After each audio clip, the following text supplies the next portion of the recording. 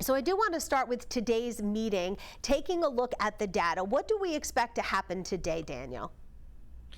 Good morning, everyone.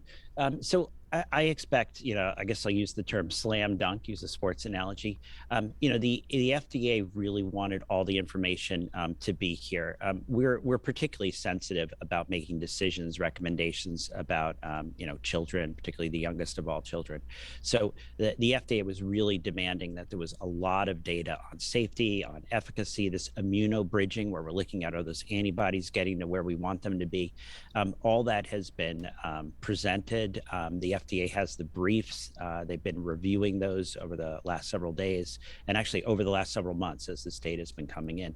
So we're expecting a unanimous recommendation from this scientific advisory board today. All right, there's a reason why the littlest kids are the last group, though, to become eligible, right? Talk me through the evidence and the safety that they take a look at here.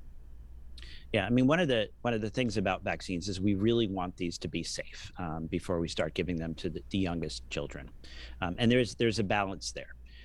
We start. I guess we start with our oldest adults. We make sure it's okay in them.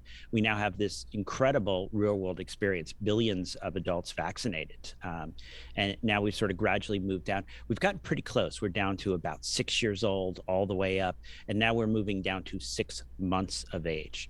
And so we have, the studies actually on those children. We're talking about thousands of kids, so we're not talking about millions there, but we're sort of barely just moving that needle as we go in that direction. But the data is really impressive. We're seeing robust antibody responses in these kids. We're even seeing some efficacy data in this small number. And it's challenging, right? Because kids, a lower percent of them end up in the hospital, a lower percent of them die. But I think it's important to point out that that lower percent is still over 1,000 children have died in the last 2 years. Most of those deaths have been during what people term the mild Omicron wave, which is horrible. Um, we also have had a lot of children end up in the hospital. A quarter of those in the hospital end up in the ICU. So, this is a horrible disease. It's not something to be discounted. Now we're finally going to have the opportunity for parents to protect those youngest children, sort of finishing off this whole sort of move of the vaccines.